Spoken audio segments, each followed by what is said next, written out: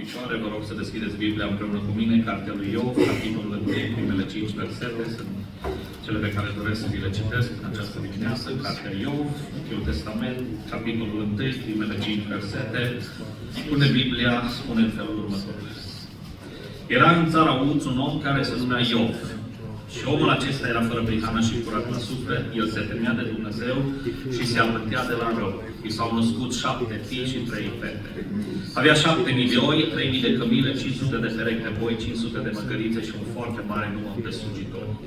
Și omul acesta era cel mai cu vază din toți locuitorii răsăritului. Fiii săi se duceau unii la alții și dădeau rând pe rând câte un ospăț și pofteau și pe cele 3 surori ale lor să mănânce și să fie împreună cu ei.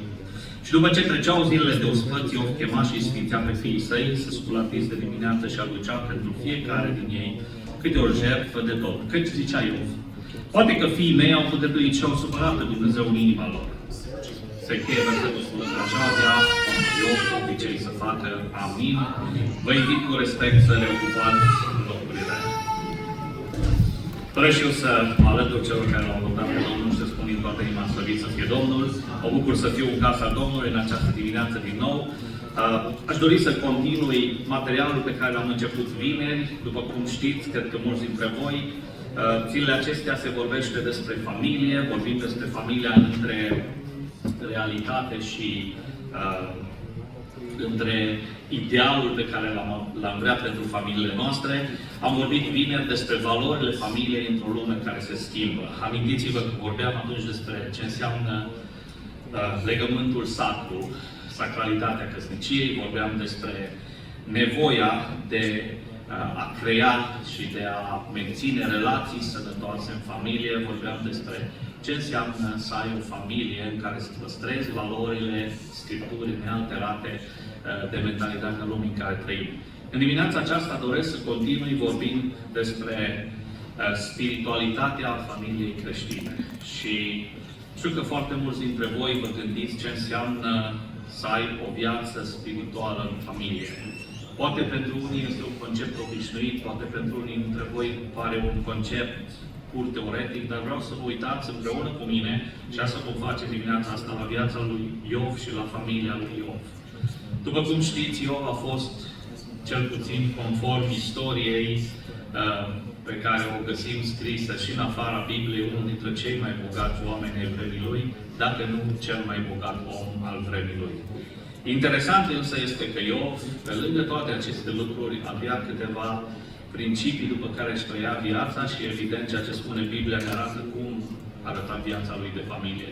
Și în dimineața asta sunt 5 lucruri din aceste 5 versete pe care vreau să le ating vis-a-vis de ce înseamnă principial spiritualitatea unei familii creștine. Haideți să începem cu versetul 1. Spune Biblia, era în țara Uz un om care se numea Iov. Și omul acesta era fără prihană și curat la suflet. El se temea de Dumnezeu și se abătea de la rău.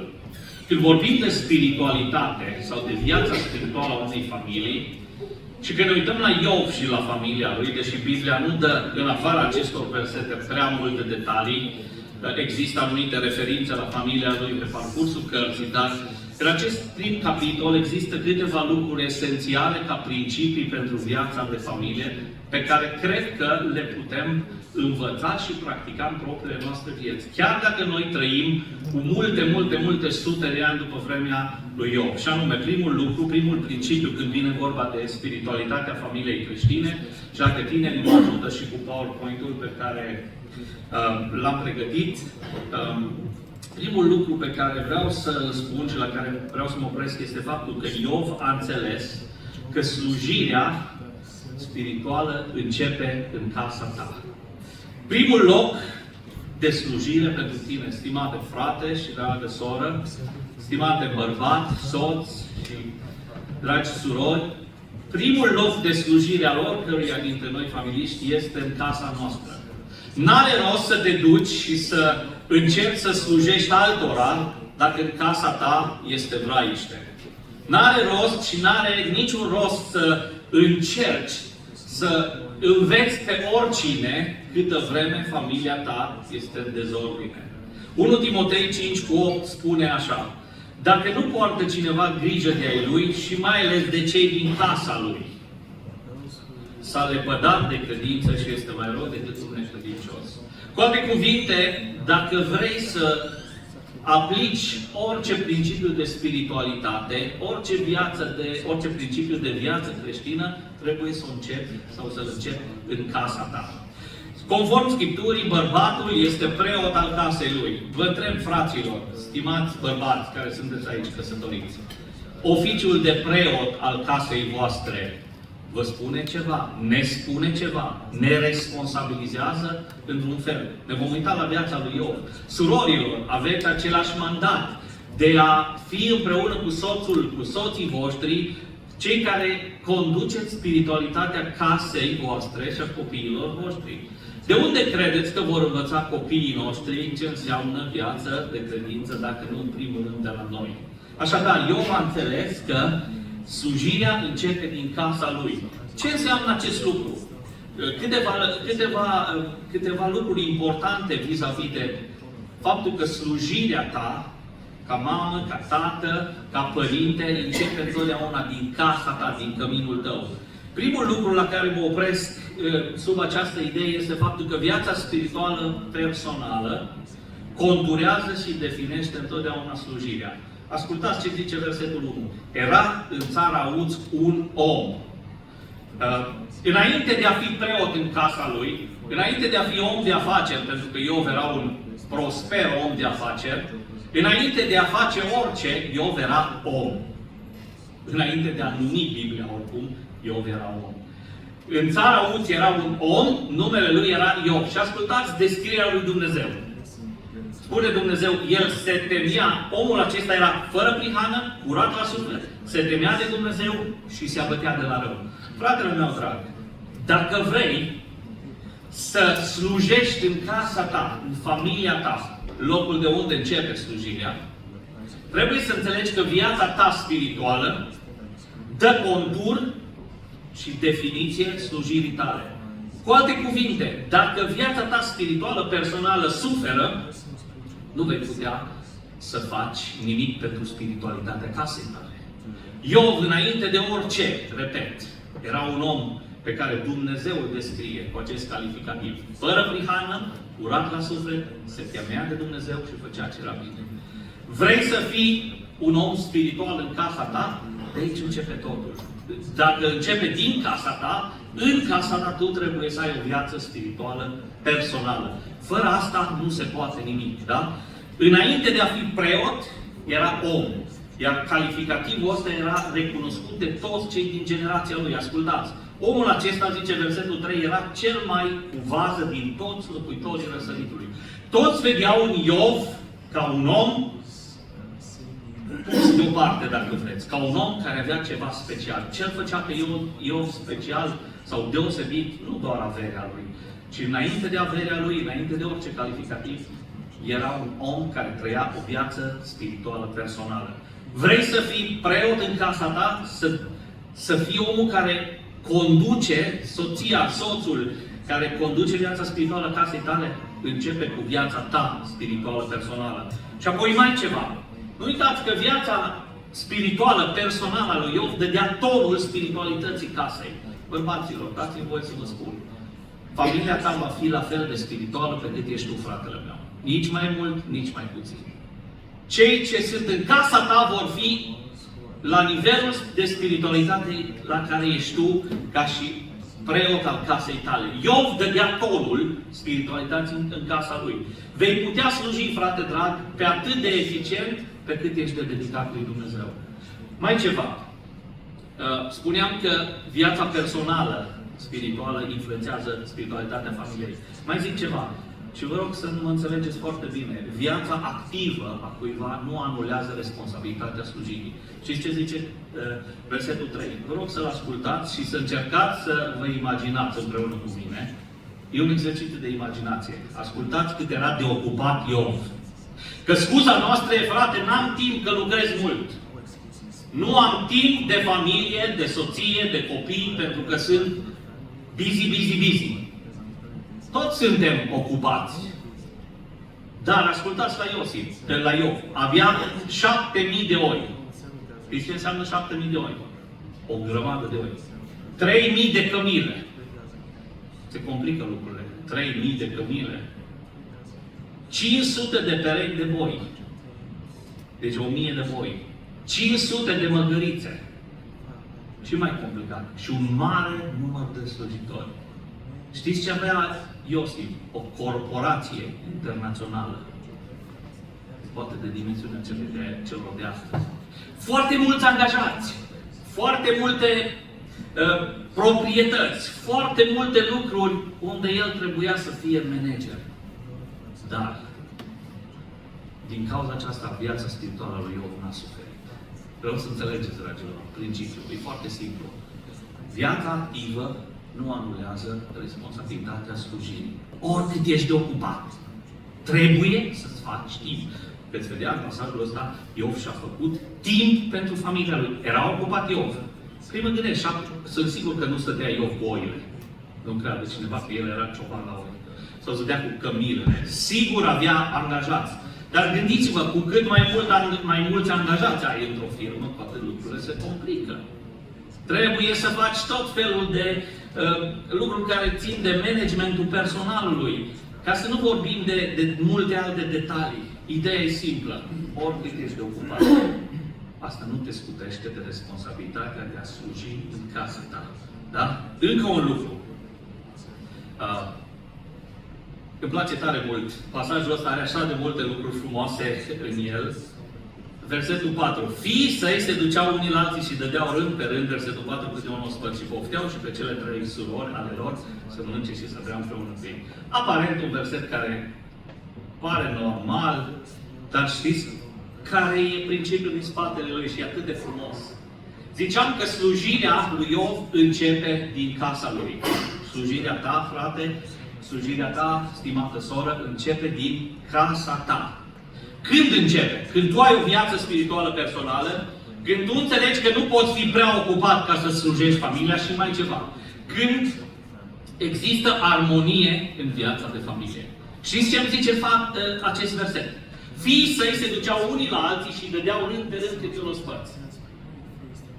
Și nu doar stăteau ei între ei, ci și le chemau și pe cele 3 surori ale lor. 10 copii avea Iov, dacă ați fost atenți la citire. Și toți se înțelegeau bine. Dacă vrei să ai o viață spirituală de familie, cultivă armonia în familie. Frații și inviteau surorile. Știți că îi inviți pe cineva cu care te înțelegi, nu? În general nu îi inviți la tine acasă pe cei cu care nu te înțelegi. E așa un soi de lege nescrisă, da?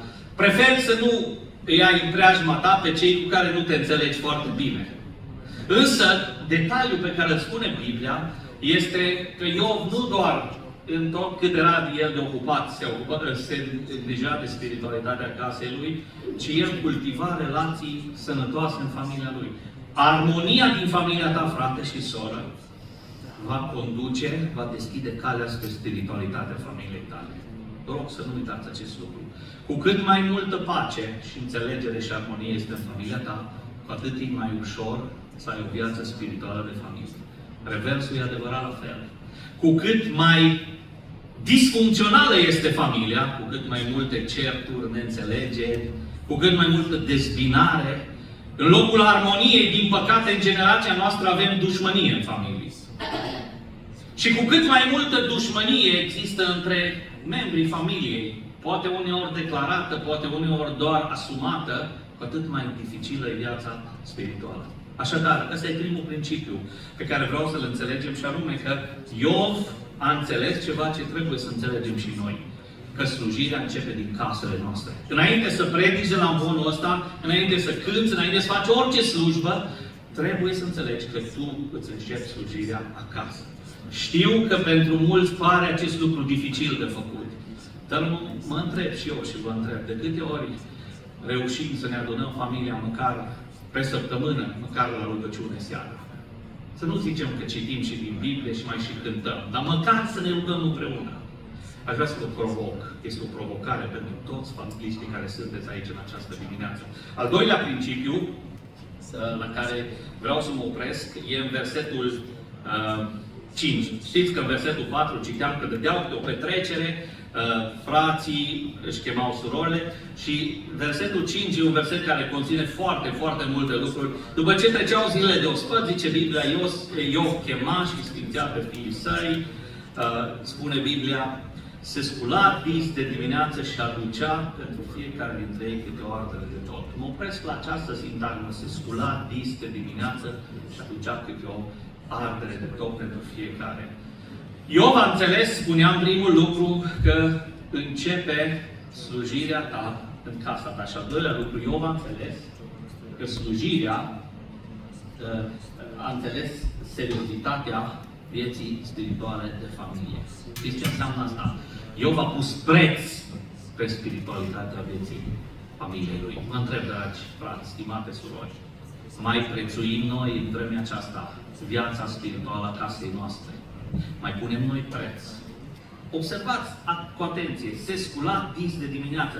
Ce înseamnă, de fapt, să tratezi cu seriozitate viața spirituală a familiei tale? Vreau să înțelegeți că niciodată nu vom trata cu seriozitate viața spirituală a casei noastre dacă o lăsăm să curgă de la sine. Știți dumneavoastră că orice lucru pe care îl lași, rămâne cum l-ai lăsat. Au românii o vorbă. O știți și voi, probabil, zic românii foarte harnici, cu ghilimele de rigoare. Dacă o treabă nu se rezolvă de la sine în 30 de zile, n-are rost să te apuci de ea. Spiritual nu merge. Cu cât lași lucrurile, ele rămân lăsate. Să nu trăiți cu impresia că spiritualitatea casei voastre se întâmplă așa, că se întâmplă. Dacă nu faci nimic intenționat, dacă nu faci nimic cu intenție, lucrurile nu se vor schimba. Iov a făcut lucruri cu intenție. Ascultați, ce înseamnă să tratezi, deci, cu seriozitate viața spirituală a familiei tale? Câteva lucruri. Iov a înțeles că slujirea are prioritate. Se scula dis de dimineață. Pentru mine această sintagmă îmi spune că Iov a înțeles că a sluji casei lui e prioritar. Dragii mei, știu că avem multe priorități în viața asta. Prioritatea este să mergi la lucru, prioritatea este să-ți plătești facturile, prioritatea este să... Nu știu ce priorități aveți voi. Le aveți și voi, cum le avem și noi. Dar întrebarea mea nu e asta. Că toți trebuie să mergem la lucru, toți trebuie să ne plătim facturile, că altfel nu merge. Dar în lista ta de priorități, slujirea casei tale, pe unde este? Iov se trezea dis de dimineață. Pentru mine asta spune mult. Nu te scoli dis de dimineață decât dacă ai ceva clar în mine. Sau că ești bolnav. Dar dacă ești sănătos, spun, mă uit la generația tinerilor. Și sper că o să avem întâlniri faine cu tinerii în weekendul următor. Pentru Biserica Poarta Cerului și în ultimii ani, mulți, destul de mulți, aproape 18 ani, am lucrat cu tineri. Sunt stare dragi. Dumnezeu ne-a binecuvântat și familia noastră cu 2 tineri. Sunt acum generația Z, da? Gen Z, știți la ce mă refer. Dar am uneori impresia că noi la generația voastră de tineri, că voi v-ați născut gata obosiți și trăiți doar ca să mă odihniți. Pentru că nu reușesc să-mi dau seama cum pot să doarmă un tânăr atâtea ore pe zi. Se culcă seara târziu și se trezește a doua zi foarte târziu. Le-am zis odată unor tineri la noi la poartă, bă, dacă nu sunteți atenți, eram la o tabără, vorbeam despre managementul timpului, cât de important e să-ți folosești timpul cu înțelepciune, că atunci când ai 21 de ani, ți se pare că ai tot timpul din lume. Și știu că pare așa. Ești plictisit. Când ajungi la 20 și un pic de ani, abia poți să zici că ai și nu 23, 24, 25, să sună un pic, că sună așa cam fals, când zici câți ani ai, 18, 20. Le-am zis unor tineri, dacă nu sunteți atenți, voi vă culcați luni și vă treziți miercuri. Pentru că trece ziua de marți, că mai stai în pat, o mai întins. Dragilor, Iov se trezea dis de dimineață, de la el la un. Are slujirea casei tale prioritate? Dacă are, atunci vei înțelege că slujirea trebuie să aibă un loc important între prioritățile zilei tale. Ce înseamnă seriozitate în viața spirituală? Nu doar prioritizarea vieții spirituale, înseamnă încă un lucru la care vă rog din suflet să meditați împreună cu mine pentru 2 minute. Eu v-am înțeles că slujirea cere preocupare pentru fiecare individ. Știți ce zice aici Biblia? Ascultați cu atenție. Se scula dis de dimineață și aducea pentru fiecare din ei câte o ardere de tot. Pentru fiecare. Ăsta e cuvântul cheie. Câți copii avea Iov? 10. Câte jertfe aducea Iov? 10. Nu aducea o jertfă și, să zic eu, da, pe una e bună pentru toți. Că-s toți copiii mei, că-s toți copii buni. Că veți vedea. Iov aducea jertfele astea pentru că avea el ceva acolo cu Dumnezeu. Dar, dragilor, slujirea casei tale nu e doar prioritară pe listă, adică dis de dimineață. Slujirea casei tale trebuie să fie și o chestiune individuală. Ocupă-te de fiecare din copiii și din membrii casei tale. Asta e un lucru foarte important. Individualizează slujirea. Asta e și meteahna unor biserici. Noi ne uităm, eu stau aici și mă uit la voi, la o mulțime de oameni. Dar eu nu vorbesc cu unei mulțimi de oameni. Eu vorbesc cu unor oameni individuali. Cu problemele voastre, cu nevoile voastre, cu frământările voastre, cu eșecurile voastre, cu bucuriile voastre. Problema de multe ori este că ne uităm peste casa noastră și vorbim la general. Iov individualiza, personaliza, dacă vreți, slujirea pentru fiecare dintre copiii lui. Dragilor, e foarte important să te rogi pentru copiii tăi, să înveți de copiii tăi, să studiezi cu ei Biblia, dar fă-o în așa fel încât fiecare, în mod individual, să beneficieze de acest lucru. Nu-ți asuma că toți înțeleg la fel, ca și într-o biserică. Nu-ți asuma că toți sunt la același nivel spiritual, nu-ți asuma că toți știu ceea ce știi tu. Iov îmi place, îmi dă indicația că Iov se-a plecat spre nevoile fiecăruia dintre cei 10 copii al lui. Ce înseamnă așadar să înțelegi seriozitatea vieții spirituale? Ziceam să pui slujirea prioritar, să pui slujirea în dreptul fiecăruia și mai ceva. Eu v-am înțeles ceva ce trebuie să înțelegem și noi, că slujirea costă. 1 minut doar. Există un preț pe care trebuie să-l plătești pentru slujire. Eu vă aducea câte o jertfă din turmele lui. Astăzi noi nu mai jertfim nimic. Nu mai avem turme de jertfit, dar dați-mi voie să vă spun, dacă vrei cu adevărat să slujești familiei tale, membrilor casei tale, asta te va costa timpul tău privat. Asta te va costa energia ta, resursele tale, pe care trebuie să le investești. Dragii mei, când copiii tăi vor crește, și dați-mi voie să vă spun că prin harul Domnului copiii noștri foarte mult de 20 de ani, când copiii tăi vor crește, niciodată nu vei auzi pe fiul tău să spună ce bine ar fi fost să fi stat tata mai mult la birou și să aducă mai mult bani. Bine ar fi fost să stea tata mai mult plecat de acasă. Când o să fie copiii tăi la vârsta adolescenței și a tinereții, știi ce o să-și aducă aminte? Vă spun eu, tata nu a fost niciodată acasă. Tata nu a fost acolo când am avut premierea la școală. Tata a lipsit când am avut primul meu meci important la școală. Tata a lipsit acolo și acolo și acolo. Nu o să-și mai aduc aminte că tu ai cumpărat primul iPhone sau eu știu ce și-a dorit el ca și gadget. Mamelor, fiicele voastre, nu-și vor aminti multe lucruri, poate, intrând în viața, în etapa căsătoriei, poate. Ce o să-și aduc aminte despre mama? Mama a fost acolo cu mine și a fost prietena mea cea mai bună. Orice problemă am avut, am putut duce la mama. Știți ce? Ce e foarte important? Când slujești casei tale, plătește prețul. Știu că veți zice, dar trebuie să fac bani pentru familia mea. Foarte adevărat. Dar ai grijă ca în procesul de a face mai mulți bani, să nu cumva să ajungi să nu mai ai cu cine împărți. Că te duci acasă și ai un tânăr acasă, un flăcău străin și tu nu știi cine e el. Te uiți la el și într-o zi vine și îți bate la ușă cu o fată și zice, mă însor.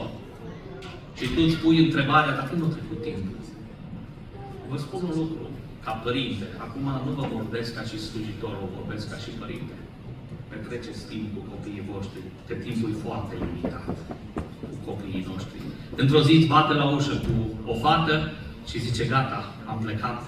Vine domnișoara ta într-o zi cu un prinț și zice, gata, o iau. Asta e viața. Atât ai avut. Ai făcut ceva cu ei cât ai avut. Că după aia degeaba vii la păstor și plângi și zici, frate, nu mă mai ascultă. Tu vii la 18 ani, la 20 de ani, nu mă mai ascultă. E cam târziu. Fă-o de la început. Pe seara, dacă Domnul ne dă viață și putere, vreau să închei această serie vorbind despre o familie disfuncțională. Că dacă Iov era exemplul omului care arată ce înseamnă spiritualitatea într-o familie, în seara vreau să vorbesc despre preotul Eli, care era un om în structuri spirituale foarte importante, pentru că era mare preot, dar familia lui a fost un dezastru. Dar întorcându-ne la Iov a înțeles lucrul ăsta, că trebuie să investești. Timpul, dragilor, nu se poate recupera. Folosiți-l cu înțelepciune. Toți avem același timp. Dumnezeu, banii dacă i-ai pierdut, o iei la capăt și îi faci iarăși. Mașina, dacă ți-ai tamponat-o, îți dă asigurarea bani și ți-ai alta. Casa, dacă s-a stricat, o repari, aduci meșteri. Timpul, dacă trece, nu le recuperezi. Și vă rog să nu uitați un lucru. Timpul trece și când nu faci nimic. Al treilea lucru. Da, spuneam despre Iov. A înțeles că slujirea începe în familia lui. A înțeles că slujirea cere seriozitate. Al treilea lucru este Iov a înțeles nevoile spirituale ale familiei sale. Nu doar că el a început slujind familiei lui, nu doar că a știut că slujirea este ceva ce cere seriozitate, Iov cunoștea nevoile spirituale ale casei lui. Vreau să vă spun ceva. Vreau să vă întreb ceva. Cunoașteți care sunt nevoile fraților, bărbaților, ca preoți ai caselor voastre? Cunoașteți care sunt nevoile spirituale ale soțiilor voastre? V-ați rugat vreodată pentru soția voastră? V-ați rugat vreodată împreună cu soția voastră? V-ați rugat vreodată împreună cu toată familia, cunoscând nevoile lor? Când apare o problemă în casa voastră, ce faceți? Disperăm? Sunăm un prieten? Sau ne rugăm? Gândiți-vă la asta. Știți ce îmi place tare mult la Iov? Vă arăt imediat din Scriptură câteva lucruri care mi-au plăcut tare mult studii în pasajul ăsta. Că Iov a înțeles care erau nevoile spirituale ale casei lui. Și când vei înțelege nevoile spirituale ale familiei tale, când vei sluji familiei tale, când iei în serios slujirea familiei tale și când ai câteva lucruri pe care le-au făcut eu. Ascultați împreună cu mine tot versetul 5. Versetul 5 are atâtea lucruri în el încât, deși am studiat acest pasaj cu multe detalii, îmi dau seama cât de puțin reușesc să vă spun din el. Ascultați, după ce treceau zilele de ospăți, Iov chema. Mă opresc la cuvântul chema. Știți ce înseamnă să înțelegem nevoile familiei noastre? Înseamnă să avem, în primul rând, autoritate spirituală în casele noastre. Știți ce făcea Iov? Chema și sfințea pe fiii săi. V-ați gândit vreodată? Ce-ar fi fost dacă Iov îi chema pe fiii lui și ăștia nu veneau? Ce? La rugăciune? Păi noi nu ne rugăm niciodată. Ce m-au apucat? Știți de ce îi chema pe fiii lui? Și pe fiicele lui? Și pe soția lui? Pentru că ăștia erau obișnuiți cu treaba asta. Dragul meu frate, stimată soră, copiii tăi vor iubi rugăciunea când o să vadă că tu te rogi. Copiii tăi vor iubi biserica când vor vedea că tu mergi la biserică. Copiii tăi vor iubi Biblia când te vor vedea pe tine citind Biblia. Altfel, n-are rost. Iov chema. Și mie asta îmi spune că Iov avea autoritate spirituală în casa lui. Tu, ca preot al casei tale, frate dragă, bărbat care ești aici, te ascultă cineva că vrei să faci ceva spiritual în casa ta? Sau cum ziceam, zic copii, ce l-au apucat pe ăsta? Cum te-au apucat rugăciunea? Ce-i cu el? Ceva nu în regulă. Că obicei nu ne rugăm. Ce l-au apucat acum? Dacă așa stau lucrurile, încă e timp să corectezi, frate. Încă e timp să corectăm. Iov chema pentru că a chema înseamnă să ai autoritate. Nu vine nimeni la tine când îl chem dacă n-ai autoritate. Când profesorul te cheamă la tablă, da? Nu știu dacă se mai practică ieșitul în fața clasei, dar în caz că se mai practică, pentru cei care au fost la școală ca mine în vremea aia, știți că dacă proful zicea vină la tablă, ce spuneam? Nu vin. Nu vină. Dar nu se punea problema și de ce veneai? Nu că îți plăcea. Că mersul la tablă era un fel de mers spre o sândă. Mai ales dacă nu învățai. Dar mergeai la tablă pentru că avea autoritate asupra ta. Iov chema pentru că avea autoritate. Mai ceva. Iov nu doar avea autoritate asupra familiei lui, ci avea claritate asupra familiei lui. Zice, Iov chema și sfințea. Dragii mei, aici un minut doar permiteți-mi, vă rog, să spun un lucru. Iov nu bâșbâia când venea vorba de spiritualitatea casei lui. Adică, faptul că el avea claritate vis-a-vis de ce trebuia să facă, e o indicație a faptului că Iov știa nevoile spirituale și știa și ce să facă cu ele. Vă întreb, dragii mei, părinți, voi care trebuie să fiți autoritatea spirituală în casele voastre, știți nevoile spirituale ale copiilor voștri? Și dacă le știți, aveți autoritate asupra lor să-i chemați, să rezolvați lucrurile astea? Aveți claritate ce să faceți? Pentru că asta e problema cea mai mare. Iov nu bâșbâia, știa exact ce avea de făcut. După zilele de ospăți, chema fiii lui, fiicele lui, îi sfințea. Știți de ce știi sfințea? Pentru că știa ce avea de făcut. Vreau să vă provoc în această dimineață să învățăm să discernem nevoile spirituale ale casei noastre. Și atunci să acționăm cu autoritate, să acționăm cu claritate, chema, sfințea și mai ceva. Iov, e foarte interesant ce zice Biblia, avea autoritate, chema, avea claritate, sfințea, știa ce să facă. Și mai avea ceva, avea și sensibilitate. Și de ce? Când zicea Iov, ascultați, poate că fiii mei au păcătuit. Gândiți-vă ce nivel de sensibilitate avea Iov în familia lui spirituală. Nu e vreo indicație în Biblie că fiii lui au fi făcut lucruri rele. Niciunde nu scrie în Biblie. Da, dădeau o petrecere, dar sunt convins că petrecerea aceea era în limitele bunului simț. Nu există nicio indicație că prin petrecerea lor, copiii ăștia au făcut ceva rău. Mă rog, erau probabil adulți. Cu siguranță, dacă fiecare erau la casele lor, erau cel puțin la vârsta majoratului și asta în Israel era 30 de ani. Deci erau bărbați în toată firea și femei mature. Dar nu e nicio indicație că Biblia ar spune că au făcut ceva rău. Totuși, Iov avea sensibilitate și zicea, poate că fiii mei au păcătuit înaintea Domnului și atunci el aducea aceste jertfe. Ce înseamnă să slujești familiei tale? Da? Spuneam în primul lucru, trebuie să începi slujind familiei tale. Ăla e primul tău loc de misiune și de slujire. 2, trebuie să iei slujirea în serios. 3, trebuie să înțelegi nevoile spirituale ale casei tale. Al 4-lea lucru din cele 5 sună așa. Zice Biblia în versetul tot 5, poate că fiii mei au păcătuit și au supărat pe Dumnezeu în inima lor. Al 4-lea lucru, al 4-lea principiu important este că Iov prețuia relația lui cu Dumnezeu.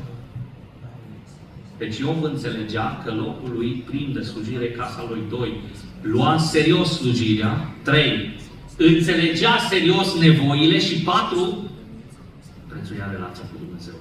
Dați-mi voie doar să medităm câteva minute.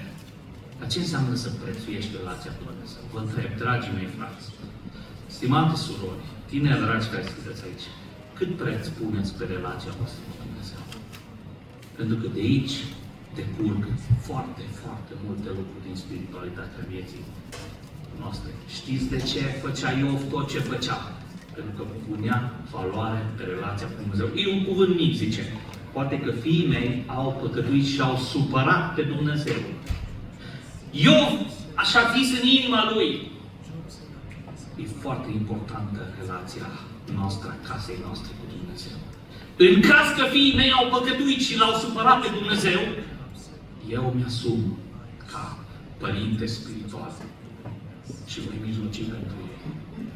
Asta înseamnă să-L prețuiești, să prețuiești relația cu Dumnezeu. Vreau să vă cer ceva și vă cer cu respect și mai mult vă cer pentru că o cere Biblia. Puneți preț pe relația voastră cu Dumnezeu. E cel mai important lucru pe care îl aveți. Nimic și nimeni nu contează cât contează Dumnezeu în viața ta. Știu că noi la nivel declarativ zicem asta. Poate o să zică cineva, bă, asta e limbaj predicatoricesc, asta zic predicatorii. Îmi pare rău să vă contrazic, dar nu asta zic predicatorii. De fapt, unii predicatori în zilele noastre nu o să zică deloc. Dar sunt aici să vă zic, dragilor, că Iov punea preț pe relația cu Dumnezeu. Și ce se întâmplă când pui preț pe relația cu Dumnezeu? Câteva lucruri foarte simple și importante. Când pui preț pe relația ta cu Dumnezeu, înțelegi realitatea și pericolul păcatului în viață. Niciodată nu vei lua în serios păcatul câtă vreme nu-L iei în serios pe Dumnezeu. Repet. Nu vei lua în serios păcatul câtă vreme nu-L iei pe Dumnezeu în serios. Știu că trăim într-o generație în care păcatul a fost redefinit.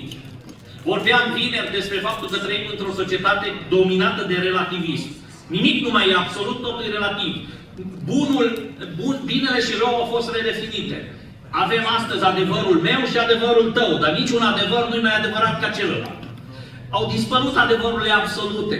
Dar sunt aici totul să vă spun că atunci când prețuiești relația cu Dumnezeu, înțelegi ce face păcatul și care sunt consecințele lui în viața. Asta o înțeles eu. Poate că fiii mei au păcătuit și au supărat pe Dumnezeu. A înțeles realitatea și pericolul păcatului. A înțeles și slăbiciunile omenești. Că trebuie să le înțelegem. Adică, știți de ce păcătuim? Că suntem slabi. Oricât de spirituali credem, oricât vorbim în limbi, oricâte daruri duhovnicești avem, oricâte lucruri le avem, suntem oameni cu slăbiciuni, cu minusuri și cu limitări. Când pui preț pe relația cu Dumnezeu, înțelegi realitatea păcatului, dar să înțelegi și limitele tale. Și de aia trebuie să te pocăiești, că ești limitat.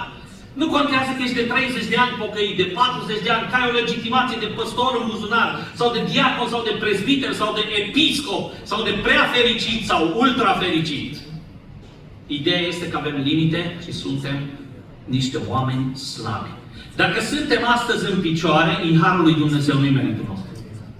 De aceea eu puneam preț pe relația cu Dumnezeu. A zis, poate că fiii mei au păcătuit și nu știu dacă au făcut-o sau nu, dar în caz că au făcut-o, înțeleg consecințele păcatului, înțeleg că suntem oameni. Și eu am înțeles ceva, că e foarte periculos să ai o relație defectuoasă cu Dumnezeu. Și asta veți vedea dacă citiți cartea. Și chiar vă recomand. Are multe capitole, dar e fascinantă scrierea suferinței lui Iov. Și vreau să închei dimineața aceasta cu ultimul lucru, ultimul principiu. Sunt mult mai multe, dar pentru atâta este timp, Iov a început slujirea, nu uitați, niciodată, în casa lui. Înainte de a sluji oricui, trebuie să slujești ție și familiei tale. 2.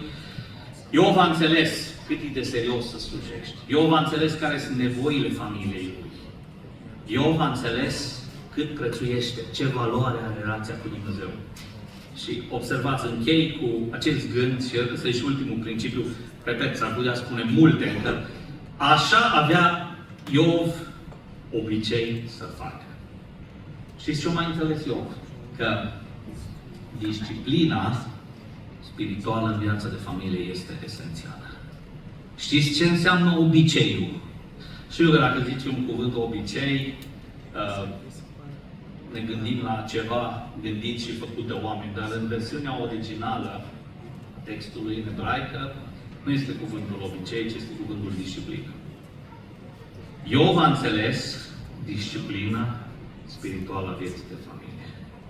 Știți de ce făcea Iov toate lucrurile pe care vi le-am spus eu și mult mai multe decât am știut eu să vă spun?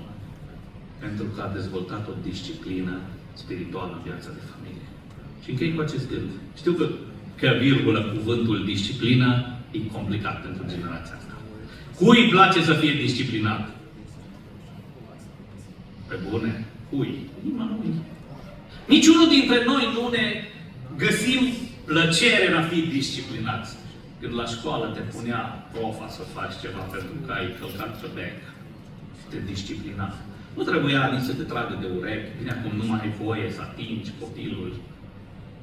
Educația, sistemul educațional de acum are două principii. Nu ești de vină pentru nimic, e unul dintre ele, nu trebuie să-ți asumi nimic. Totdeauna există altcineva vinovat pentru ce ai făcut tu. Dar când te disciplina, profesorul era de ajuns să-ți dea teme de casă mai multe decât celorlalți. Și era plânsul și strâșnirea dinților în unele case, când avea copilul încă 2 pagini de făcut. Așa, țin minte că veneam și noi câteodată de la școală, mai am o pagină în plus decât ceilalți. Păi de ce? Că am fost prea bun. Profesorul s-a gândit să mă disciplineze. Pe că cu gândul acesta, eu v-am înțeles disciplina familiei, disciplina spirituală a familiei și care e valoarea ei. Doar foarte pe scurt, 3 lucruri despre ce face disciplina spirituală în viața noastră. În primul rând, disciplina spirituală produce continuitate în viața spirituală. Dacă nu te disciplinezi, frate, să te rogi, nu te vei ruga niciodată. Știu că la sfârșit de an intrăm în noul an și avem noi, cel puțin pocăiții, un obicei, să ne luăm angajamente. Și nu e rău să-ți iei angajamente, câtă vreme să ții de ele. De câte ori ți-ai luat angajamentul că în anul care urmează te rogi mai mult? Vă rog să nu ridicați mâna în caz că vă vine ideea asta. Toți ne-am luat angajamentul ăsta. Anul ce vine o să mă rog mai mult. Dar tu de fapt te rogi când mergi la mâncare, de 3 ori pe zi și asta nu se pune. Ai nu rugăciune, adică e o rugăciune de mulțumire pentru ceea ce îți dă Dumnezeu, dar dacă vrei să te rogi, nu te rogi numai când mănânci. Mi-a zis odată un păstor bătrân, dacă vrei să fii în formă fizică și spirituală, mi-a zis așa, roagă-te cât mănânci și mănâncă cât te rogi. Mi-a făcut repede o socoteală complicat. Cât stăm la masă? Nu ne grăbim, nu? După cum arătăm unii, chiar de nu ne grăbim. Dar dacă ar fi să te rogi cât mănânci și să mănânci cât te rogi, gândiți-vă. Disciplina spirituală produce continuitate. Te disciplinezi să te rogi când faci exerciții. Te disciplinezi să citești Biblia. Câți dintre voi v-ați apucat anul ăsta, dar vă rog din nou, nu ridicați mâna. Câți dintre voi v-ați apucat anul ăsta să citiți Biblia de la prima pagină? Suntem în martie. Pe unde ați ajuns? Ați rămas îmbocmoliți prin Deuteronom, prin legi, ceva? Ați reușit să treceți de nume? De atâtea ori. Noi suntem campioni la tăiat panglici. Doamne, anul ăsta mă rog 2 ore pe zi. Nu, stai ușor. Știi ce greu e să te rogi 2 ore într-o zi? Îți trebuie antrenament. Sau, hai să spunem termenul scriptural, disciplină. Rugăciunea 2 ceasuri nu este simplu de făcut. Disciplina spirituală oferă continuitate vieții spirituale. 2. Disciplina spirituală produce maturizare spirituală. Și ar fi foarte multe de spus aici. Nu te vei maturiza spiritual până nu te disciplinezi spiritual. Da? Foarte mulți dintre noi vrem să creștem spiritual, că e o poruncă a Bibliei, da? Zice Biblia să nu mai fim prunci, să nu mai fim copii și să mergem spre lucrurile maturității. Dar nu te vei maturiza spiritual până când nu te disciplinezi să o faci. Și ultimul lucru, disciplina spirituală nu doar ne maturizează, nu doar ne dă continuitate în viața spirituală, ci pune în noi caracterul cristic, adică începem să semănăm cu Hristos. Știți ce zicea Pavel? Simt pentru voi durerile nașterii până când va lua Hristos chip în voi. Asta înseamnă caracterul cristic. Să fii ca și Hristos. Și asta vine prin disciplină spirituală, prin apropiere de Dumnezeu. Mă rog din toată inima ca Dumnezeu să vă binecuvânteze și fiecare dintre noi să înțelegem că spiritualitatea caselor noastre este ceva la care Dumnezeu ne cheamă pe fiecare dintre noi. Și vă rog să înțelegeți în această seară, să considerați această oră de predică ca și cum v-am predat o lecție și vă rog frumos voi să vă dați singur testul unde sunteți și după ce v-ați dat testul să vă dați și nota. Domnul să vă binecuvânteze. Amin.